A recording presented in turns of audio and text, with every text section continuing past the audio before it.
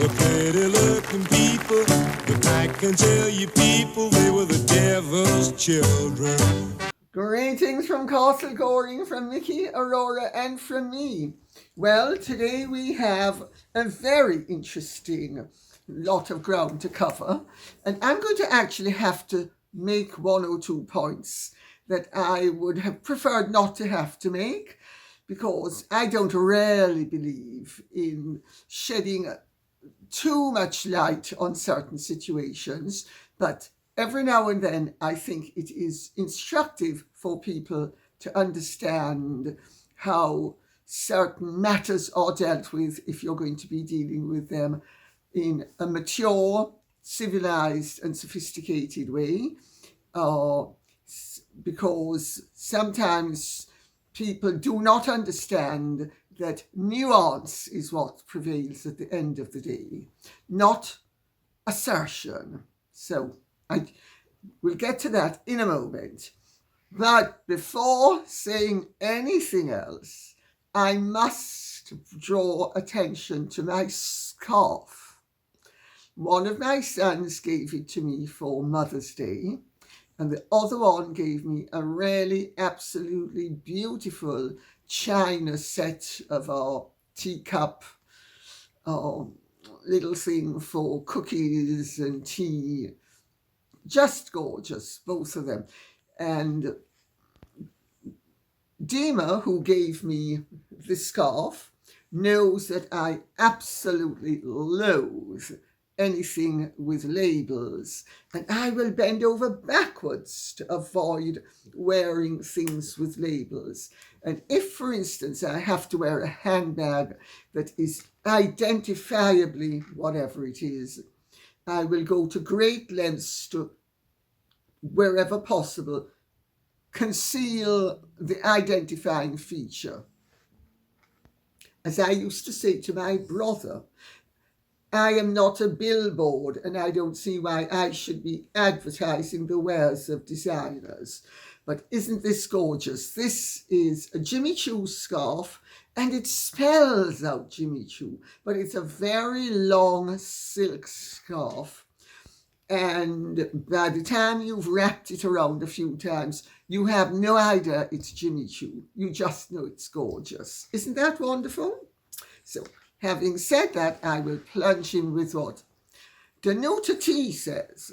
Dear Lady C, who is the older white gentleman that was with Dr. Sophie Chanduka during the interview? I heard he was involved with William's charity. If so, why would he get involved? Thank you for your hard work. Excellent question. And this is the real nitty-gritty. His name is Ian Rollinson. He was appointed as a trustee of Sentebale on March the 25th. The same day that Harry announced that he was stepping down.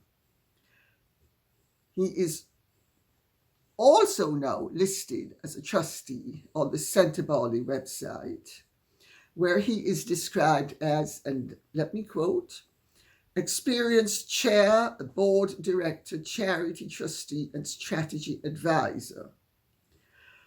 He has for many years been a close advisor and associate of Prince William, because he served as the chairman of the Tusk Trust from 2002 to 2013. Then he was the chairman of its development board until 2022. He's still active in it. And those of you who might remember, the Tusk Trust is one of William's very first initiatives. They're close, he is trustworthy, and it reveals an awful lot about what has been truly going on and why it has been going on. I'm going to read out the next question. Then I'm going to touch upon a few points that I have thought of that this first question answers. Estelle Niesling says, Dear Lady C, as a South African, I found your in-depth take on this convoluted matter very interesting, especially as you took into consideration contexts and nuances pertaining to this part of the world. That Dr. Sophie has some serious backing from on high is without question in my mind. I was very impressed by her interview on Sky News. If her claims have merit, Meghan might finally have come across her nemesis. She has been fighting with fire all along, believing she is invincible and that she has carte blanche. Best wishes, Estelle Niesling. Okay, let's get down to the nitty-gritty. Okay? I have been saying for nearly a year now, or maybe it is a year now. Actually, it's a bit over a year now, that Harry and Meghan's comeuppance was coming. And a load of people who expected, she said it, it's going to happen 20 minutes later. And I've said, wait. Because there are things that have been happening behind the scenes that it's premature to speak about. I mean, only a fool blows the whistle on the trap that idiots are going to walk into, especially when they're malevolent idiots. And Meghan and Harry's behavior has been so outrageous and so destructive. And people have recognized it, but they have not understood that there are constructive ways of dealing with misconduct, and there are destructive ways. And you simply allow someone to destroy him or herself. That's what you do. Far better than trying to wrestle with a pig, because if you wrestle with the pig, it's going to enjoy it and you are going to get dirty. When you are dealing with really important and really destructive situations, and you have a lot to lose, especially if you are reckless or precipitate,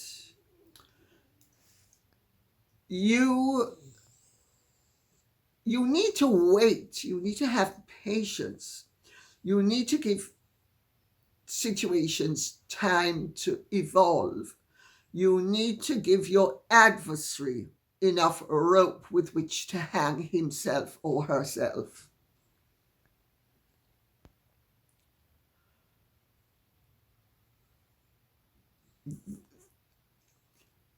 Let's take what the real issue has been with Meghan and Harry. Meghan is a crass, race-baiting liar and opportunist who entered the royal family arrogantly and expectantly, deservedly, in her opinion, to take over and to breach all protocols, all of which incidentally are in place to protect not only the institution, but the nation. It's for the well-being of the nation. Remember, the royal family occupies a position in this country where they are supposed to be servants of the state, not masters of the state. But Meghan was going to be the master of the situation. And she was going to march, and she was going to suck like a leech. And she was very happy to bandy about all sorts of lies about people being racially abusive towards her when they weren't. And she was throwing her weight around, abusing people, and expecting that she would get away with it indefinitely. And Harry backed her up 100%. It was always obvious that there was going to come a time when Meghan, in her arrogance, would choose to take on the wrong person. Now, William made the point at the time that Meghan accused the family of racism, of saying, we are not a racist family. I think he said, we are definitely not a racist family. Now, also remember, William has very definite views on race relations and very definite views on making sure that people of colour are not only adequately represented, but that they know that they are adequately represented. And indeed, that the message is delivered to them that not only are they adequately represented, but that they will be actively supported should anything go wrong. Now, there was the whole business with Lady Susan Hussey, which was very unfortunate, because Marlene Headley, otherwise known as Ngozi Fulani, really set out to entrap Queen Camilla. And the worst she was able to do was come up with Lady Susan. Well, William was very quick to ask Sue Hussey to stand down, which she did. And I said at the time that there were going to be no adverse consequences to her because she's not a racist. She worships every Sunday in Kennington in a black church. So everybody knows she's not a racist. All the people in her community know she's not a racist. President Mandela was very fond of her, knowing she wasn't a racist. So all of this is background for you to understand that William was quick off the mark and very decisive. William has a degree of mettle that Charles does not have. And William has been, he's known, we've all known, everybody who is in the slightest degree sophisticated has known all along it was only a matter of time before Meghan would do the dirty on a black person, at which time the daggers could be drawn. It was just a matter of waiting. She's done the dirty on everybody else and she thought she could get away with it. She's done it on her father. She's lied about King Charles being racist. She's lied about Catherine being racist. That meow-whipped nerd to whom she's married has backed her up all the time. Well, Sophie Chanduka is a horse of a different colour. And she is a strong, powerful, racially adept person. Her MBE is for racial diversity. She knows how to play the race game, especially in England. She was educated at Oxford. Much of her life and professional life have taken place in England. She's not a fool. The mere fact that she now has Ian Rollinson on her board tells me, I don't know if it's telling you, but it tells me that William understands that she is basically someone who should be backed up. And I'll tell you why also he would feel she should be backed up. William believes in charities being native. No longer big white men come and say hello and play polo and everything is fine and give a little bit of money to the poor people. That's not what he's about. That's not what black people all over the world want charities to be about. They want, as Peter Ripley said years ago, when Diana, Princess of Wales, got involved with the Women of the World organization, which I was a part of. I was a committee member of the United Nations Association at the time for the Women of the World Award. And it was about people in the first world, irrespective of colour, helping people in the third world to be self-sufficient. Not princes floating about on polo ponies with their arriviste wives flaunting her half-naked body all about the place, showing that she doesn't even have two little mounds, she only has 2 fried eggs, and making herself an object of derision, scorn, and it also has to be said, hopeful desire in case some billionaire clocks that she's hot. And William understands that the day has passed and that the old model that was set up, and there was nothing wrong with it when it was set up, I hasten to add, by Harry and Prince Cecil, is out of date, and Sophie Chanduka is absolutely right in wanting the charity to start to generate income from its source. And I don't want to go in too much into the ins and outs of all of this. I have made various points in previous videos which were important to make, that Africa is a very complex place.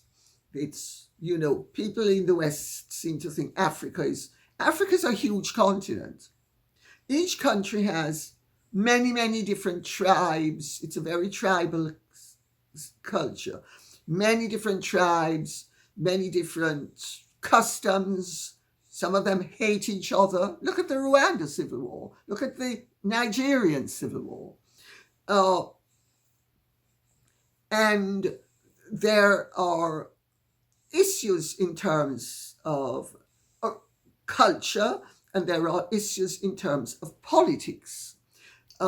Hence why I have made the point about Mugabe. I believe in making points that make it impossible for people down the line to say, oh, well, of course, she was exaggerating.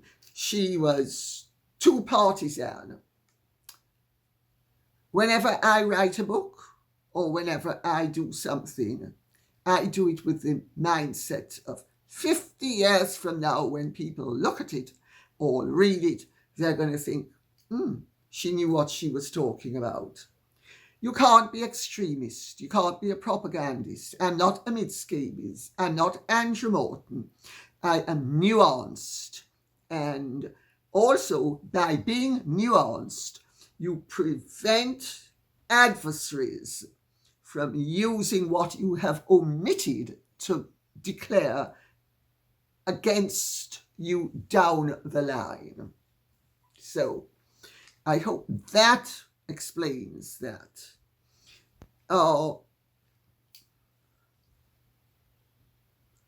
Let me see, because this is so complex. Yes, Sophie has serious backing from on high. This has proven to be the boil that will burst Harry and Meghan's bubble. Because Harry has been extremely high-handed. Harry has been extremely disrespectful. Harry has... Come here, woman. Come. Harry has been arrogant in the extreme. All to back up Meghan's bad behavior. Now, this has been on the boil for a while, but it's finally come to fruition and it's bursting. Thank God it's bursting. You know, and also I need to point out in situations like this, it takes people a while who, I'll use an example. If you are a royalist or if you're a socialist, well, let's not even bother with royalists. Let's take Russia in the 1930s under Stalin. Let's take people like Mayakovsky. You know, you had perfectly good communists who Stalin went after because he was pushing the agenda in a direction that they didn't approve of, and he decided he would lie in wait for them and pick them off, which he did. So people in a situation like this, they are basically all on the same team, whether it was Stalinists in Russia in the 1930s or royalists in Britain in 2025 or 2024. Somebody like Linda Chalker, Baroness Chalker. She has been on the board of Sentebale for decades. She was a colleague of Diana, Princess of Wales. I used to run across Linda Chalker in the 80s when I was very active in charity work, especially with the United Nations Association. And she has said that Sophie Chanduka's demeanor was almost dictatorial. Well, she didn't understand, I'm pretty sure, when she said that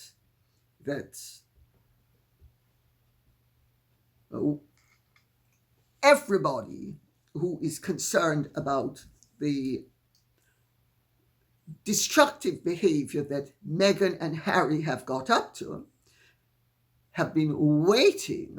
They've been lying in wait for the opportunity to neutralize them as a result of their bullying, arrogance, bad behavior, etc., etc., etc. All of which Sophie Chanduka has accused Harry of. So Linda Chalker also thinks, oh, well, I'm a royalist, I've been on the committee, I've been a trustee, I've got to say something positive about Harry. And the rest of them have all resigned as trustees, in unison, supporting Harry. Wait 3 months and see if one of them says boo to a goose, because I'm pretty sure they're not going to. When they realize that this has been Harry and Meghan's comeuppance, and it was totally triggered by Meghan's bad behavior and Harry's bad behavior. And also, Harry was treating the charity, and I understand this because I remember that Harry was treating the charity as his baby, and he didn't want anybody else taking over. And I actually can sympathize with Harry, because I remember in it must have been 80s, a group of us, and it was Anne Cameron Webb was the chairman of Kids, which was Spenny Northampton's charity. And it was Anne, it was Cecile Moon, it was me. There were a whole group of us who did various things, fundraising for kids. And we'd rope in the royals, and we'd have very glamorous opera and ballet galas and first nights, and raising good money for kids. And the guy who ran the charity decided that he wanted to take it in a different direction. His name was John Mulcahy. And he finally decided that he didn't want it to be, I suppose, what in those days they called, he didn't want us to be running a high society event thing. He wanted it to be more mundane. He didn't realize that he could have had both. And we in high dudgeon resigned from the committee. And so, to hell with you. And so I get why the board has resigned, but what they haven't got is the bigger picture with all of this. Because the bigger picture is that this is Valhalla. And the royal family has been waiting for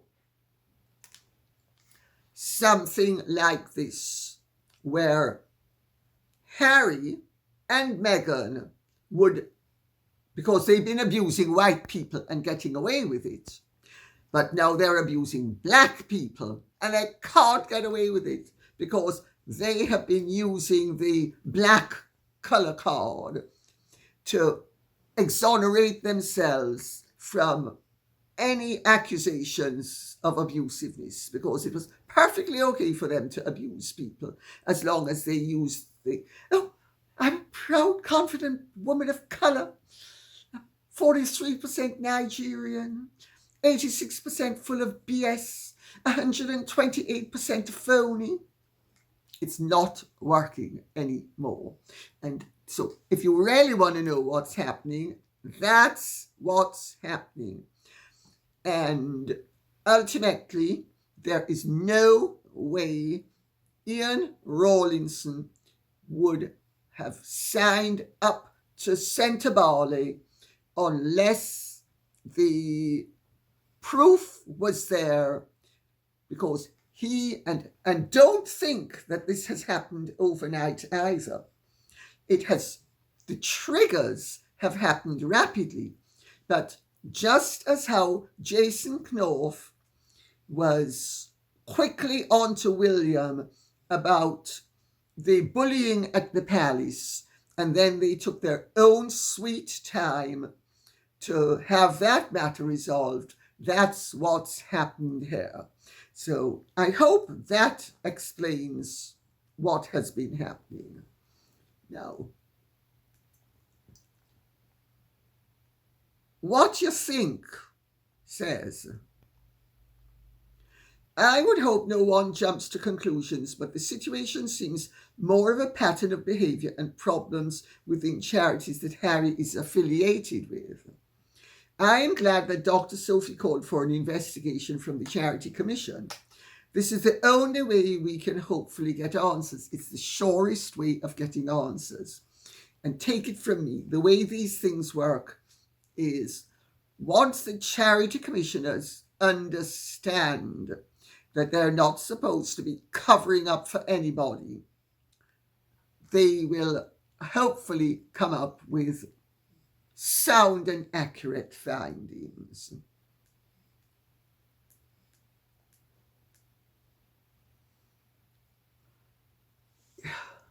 It's there. The statements back and forth have been pretty brutal. And of course, Harry and the trustees of Sentebale have been very categoric about the fact that there's no malfeasance. Harry has done nothing wrong. Well, Harry has done several things wrong. Harry has tried to use Sentebale as a bureau of propaganda to prop up his wife's reputation.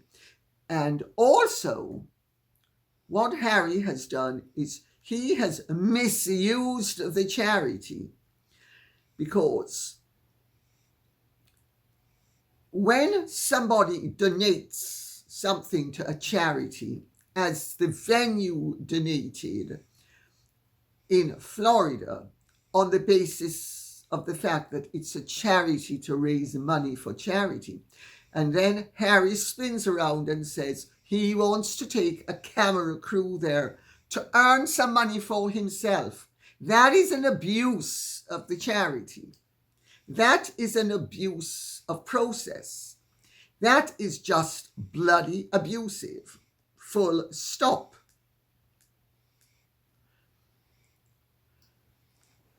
I don't know how many of you saw Sophie Chanduka's interview with Trevor Phillips.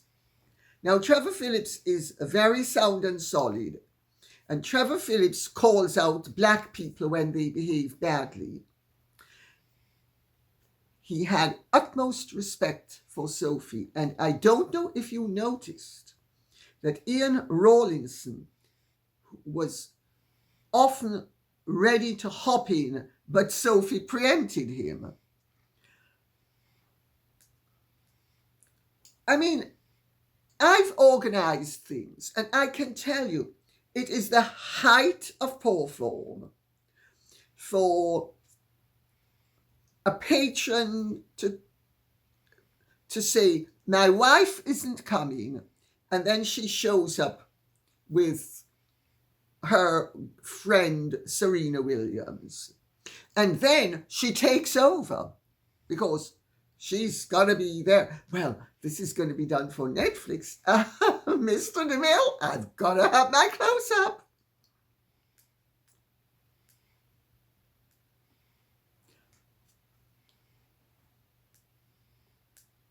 Spirit Animal says, the icing on the cake for me would be if Meghan and Dr. Sophie attend an event together, especially at one of the royal residences, and are seen chatting and laughing together.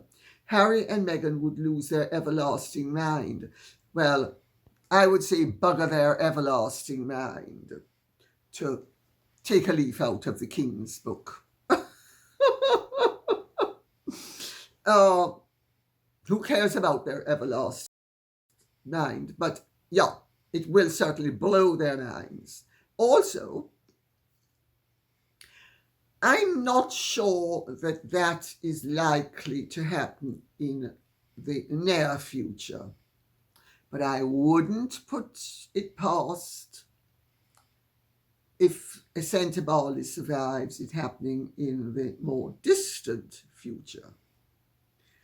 And let us see, because I think Prince Cecil, once he twigs as to what is happening and why it's happened, I think he's going to go very stum.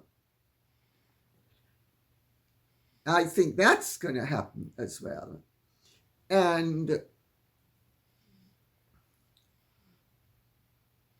in the meantime, the presence of Ian Rollinson says all that needs to be said. Harry and Meghan are a danger to the royal institution. They are a danger to themselves, but they are a danger to the world, generally speaking. And this is an opportunity to curtail their danger, their dangerous activities. Michael Irwin says,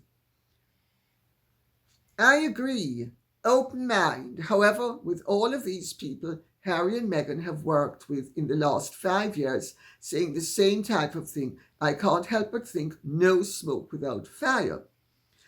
As for the debacle of Trophygate, I was gobsmacked and embarrassed for Dr. Sophie. In my old job, I arranged and facilitated some super high-profile CEO visits to my workplace so they could see things in action. I knew to welcome our guests, then introduce them to my CEO and step back until required. Meghan created a spectacle for all the wrong reasons. Mr. DeMille, I'm here! Me. This should have been the Prince and Chairperson highlighting the amazing work the charity does. That's right. Now, all anyone remembers is Meghan trying to choreograph her centre stage space. Okay. But she did that. Harry then tried to railroad Sophie Chanduka into defending Meghan's bad behaviour, and she refused to do it.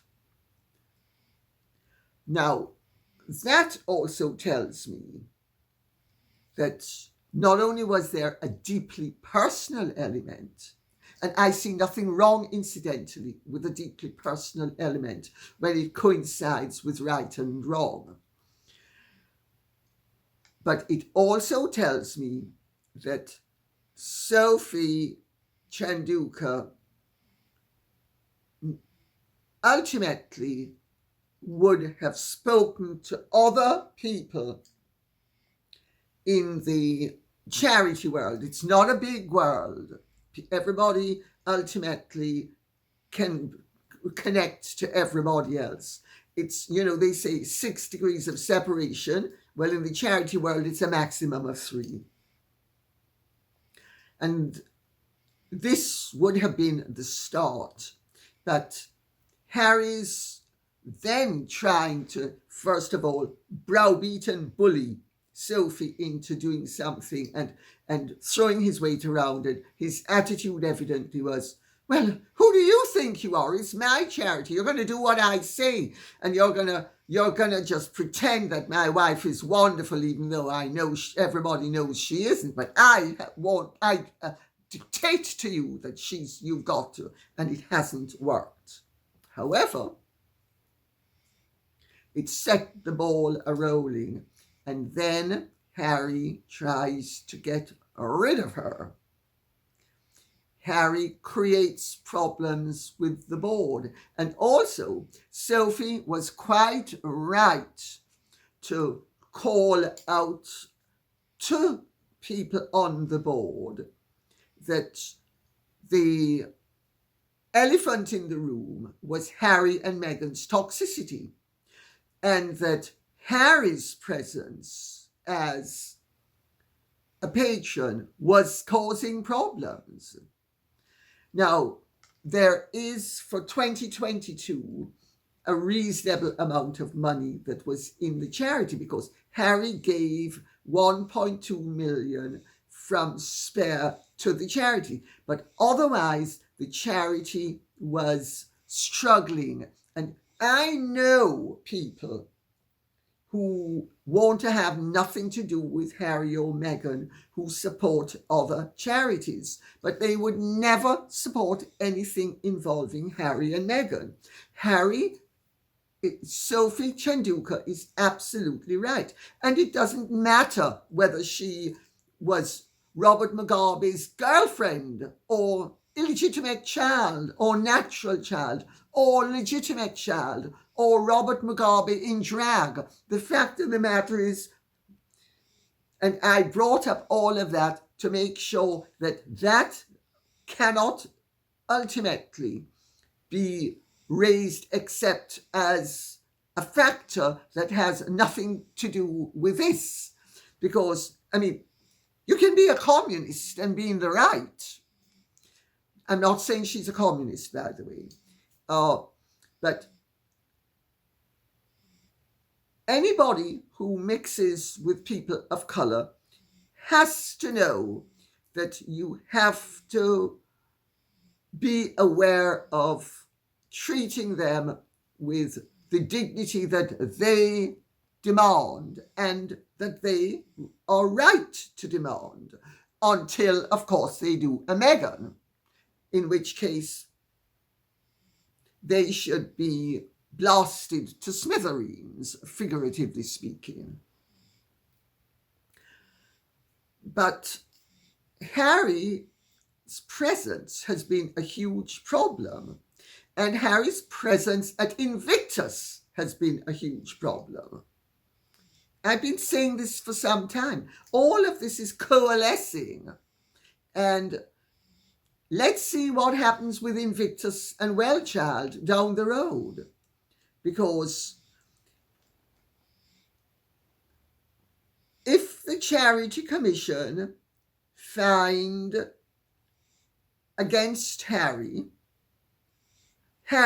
career as a fundraiser, I'm going to raise some funds so that my wife can flaunt her body around the world and make sure that we are put up in $10,000 a night hotels because that's what we deserve. We're royalty.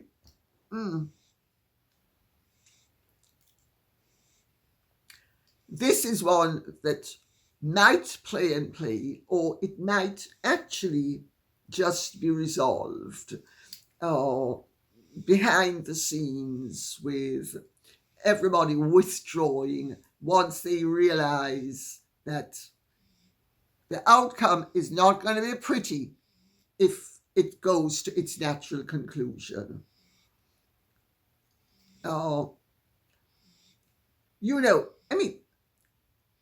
Can you imagine Harry pulling a stunt of demanding, having got a venue for nothing, that he is then going to make money on the back of that venue for himself?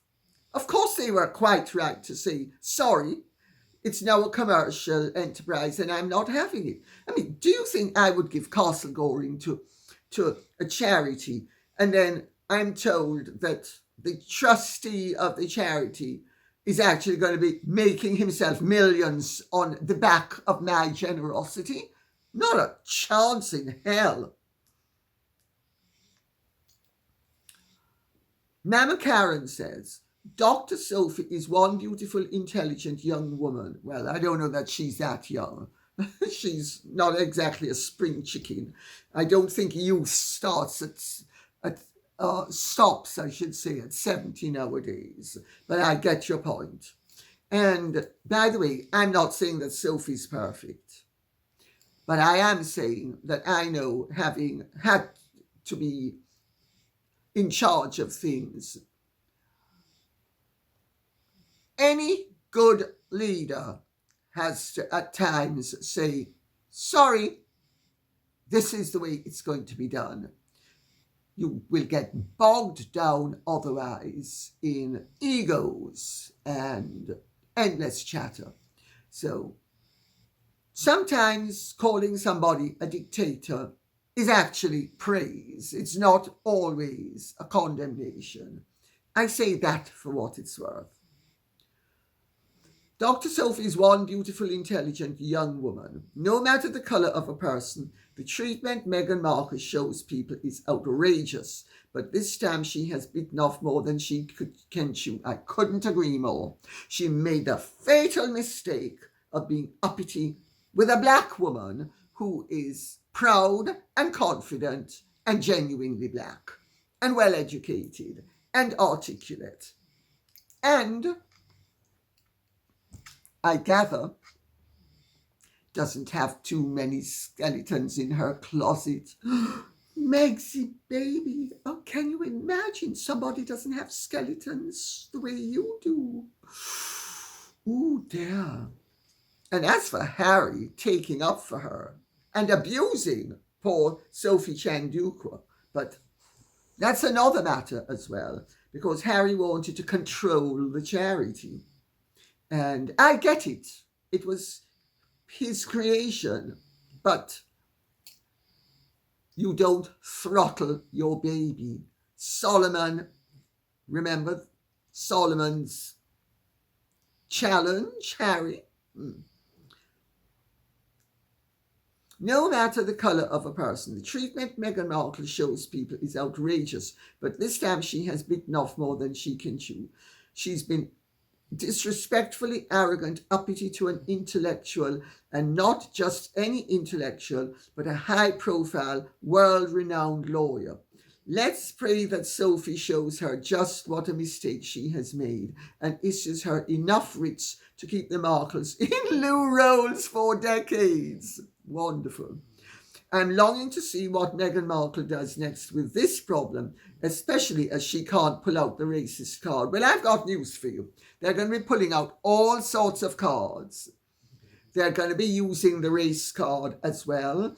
They're going to be, because, and this is why I mentioned the nuances of race, because they will be behind the scenes pulling out the race card. They'll be pulling out all sorts of cards. It's wise to know what they can and can't say and do. Unless, of course, remember, I suppose we're dealing with Meghan and Harry, and they rarely can come up with anything. So I should actually have remembered that. Leslie MacDonald says, Dear Lady C, as you say, I have been involved in several charities as director, trustee, and board member variously. In most cases, I found that if they were not led at least somewhat dictatorially, nothing got done. Absolutely. Everyone in the charities I was involved with were volunteers, as was I, and it takes a firm hand to get things done, and Sophie wasn't being paid. I think it can be done perfectly congenially, but it does take a strong leader. But when that strong leader is refusing to play ball with an arrogant, impertinent, overbearing bully of a patron who's been bumptious and quite determined to throw his weight around and get what he wants. I must get what I want, and Meghan gets what Meghan wants.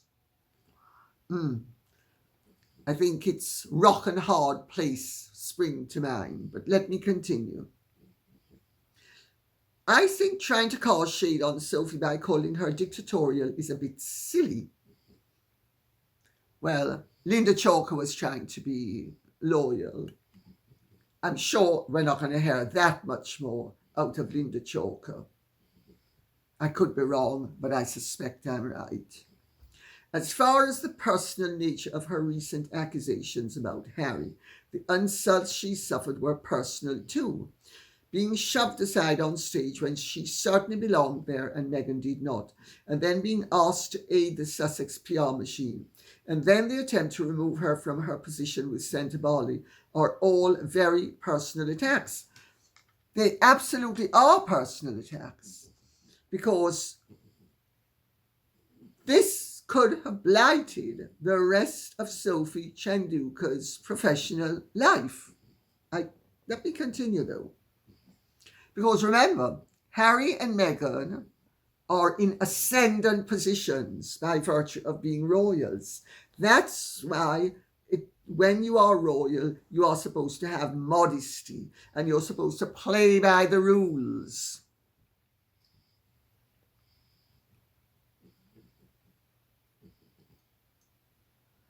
So, I am just fine with her motivation in these actions. So am I. And even if they're mixed and personal,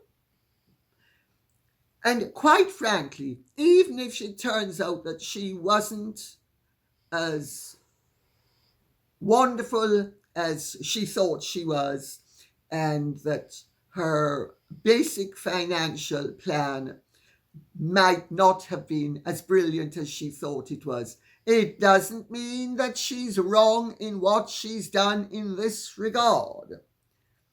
But we need to keep an open mind. We need to be aware of the fact that mud is gonna fly. Meghan Markle has accused the King of racism, the Princess of Wales of racism. She pushed the late Queen out of the way. She was disrespectful to the late Queen. I could go on. I don't think I need to.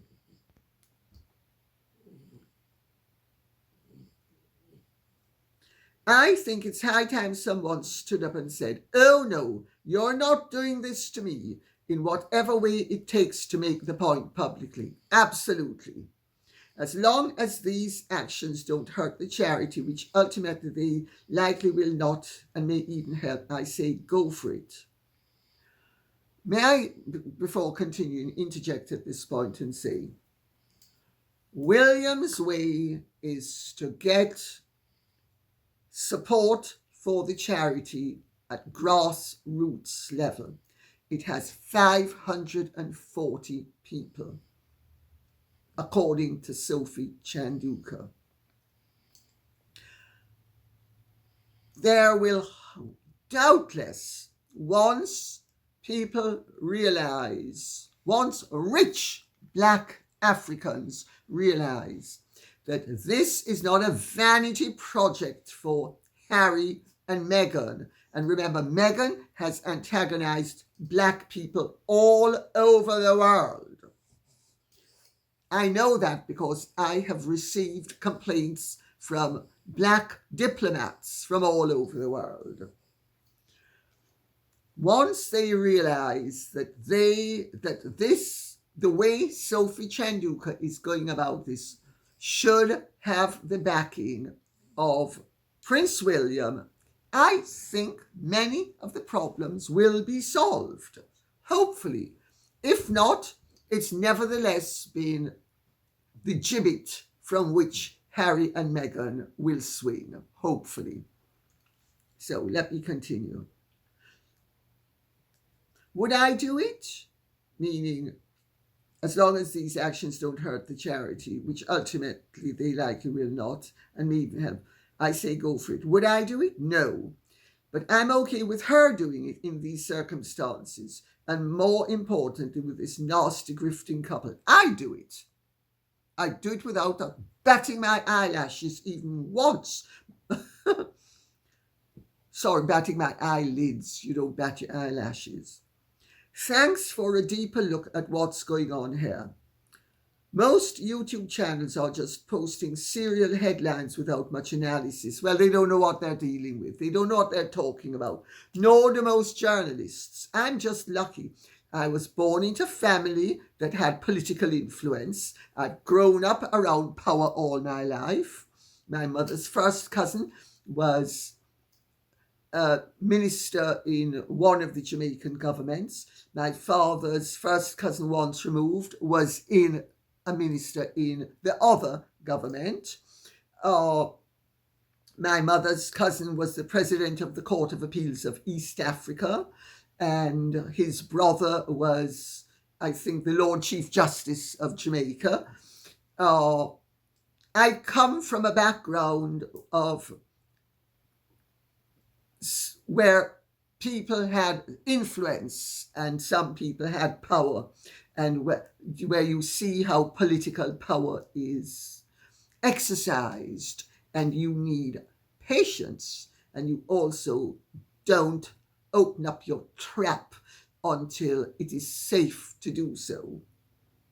You might indicate that something's going to be happening, but you're not going to say, oh, this looks as if it might lead to something, because that means it will never lead to anything.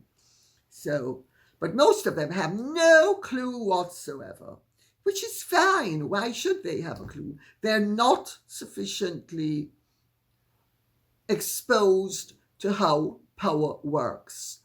And as for the journalists, they're in an echo chamber of ignorance, most of them. Not all, but most of them.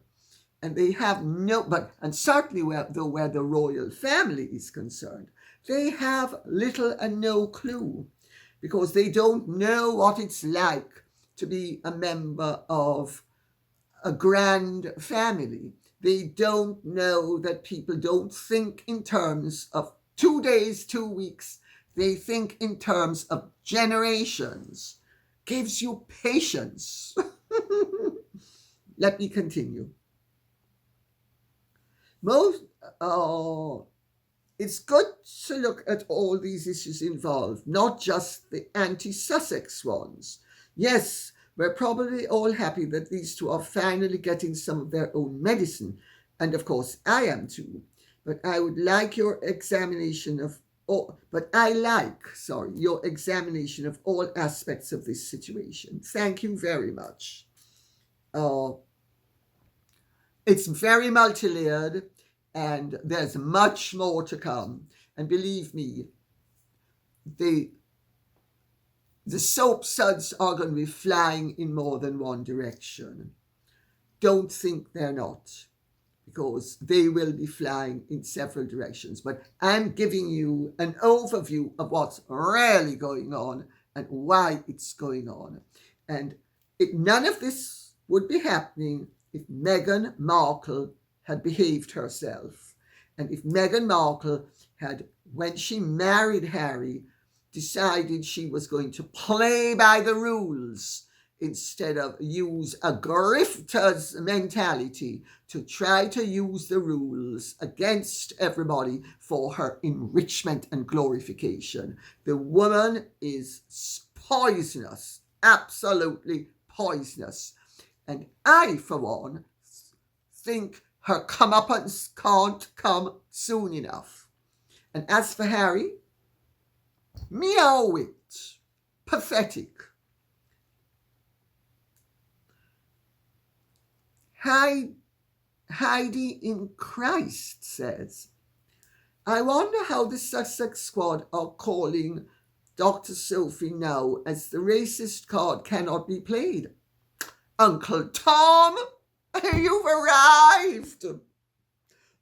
Chocomo, as they used to say in Jamaica. Black on the white, outside, white on the inside. There was Chocomo was a vanilla fudge coated in chocolate. Are they going to do all of that? Or are they just going to say, oh, she is a tool of William? Because that's what they're shaping up to say. And she sold her sister out because she wants to worship at William's altar. Not that William is concerned about making sure that his frowsy sister-in-law, Meghan, and his pathetic brother, Harry, don't keep on causing problems within the black community as a result of their misuse of their rank. None of that. Because some of those people are so dumb. Let me tell you something. They don't even know how to spell dumb. I'm sure they spell it D-U-M. And we will end with what a nice cup of tea says, on a totally different matter. Hello, Lady C. I've read the news that Virginia Giuffre has been involved in a car accident and has been given 4 days to live, having gone into acute renal failure.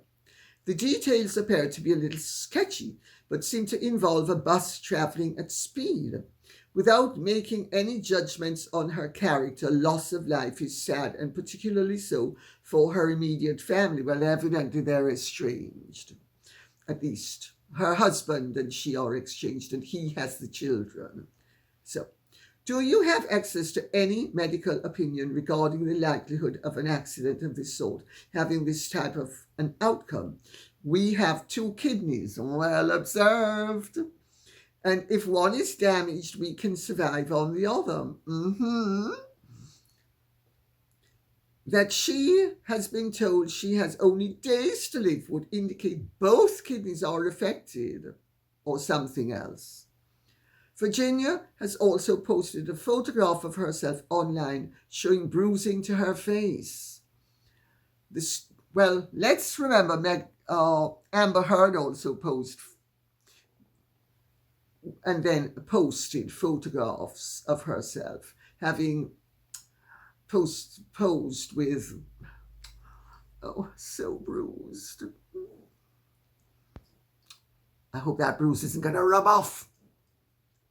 The story is shocking and surprising. Do you know any more about what may have happened? A nice cup of tea, I neither know nor may I say care. Of course, I wish anybody well, and I will say, as the sister-in-law of a doctor, the cousin of several doctors, and somebody who has lived for 75 years with people popping off left, right, and centre. I have never heard of any doctor giving somebody 4 days to live. Virginia Giuffre has up to now proven herself to be a terrible liar, a huge game player, a very adept at getting sympathy. Is this directed at her husband, at her children, or at the world generally? She could well be speaking the truth. If in 5 days from now she's no longer alive, what can I say? I will have to say then, oh, dear girl, so sorry that this happened to you. You died very young. You did an awful lot of damage, very unfairly, to many people, some of whom are dead now as a result of your behavior, some of whom are in prison as a result of your behavior. And you made millions out of it. Was it worth it? What does St. Peter have to say about it? I'm sorry that you have died young, and I'm sorry for your husband and children who, even though you're estranged, presumably will have some love for you.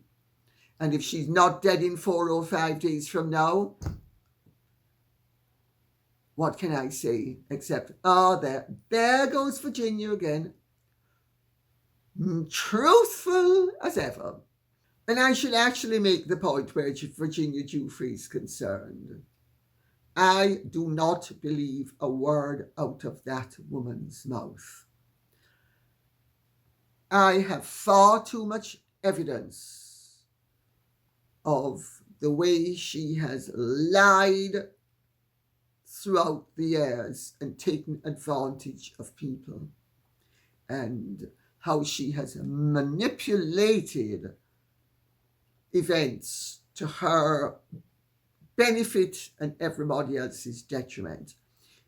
And insofar as I am concerned, having gone into the subject quite extensively, Virginia Giuffre is not a victim and never has been of anything except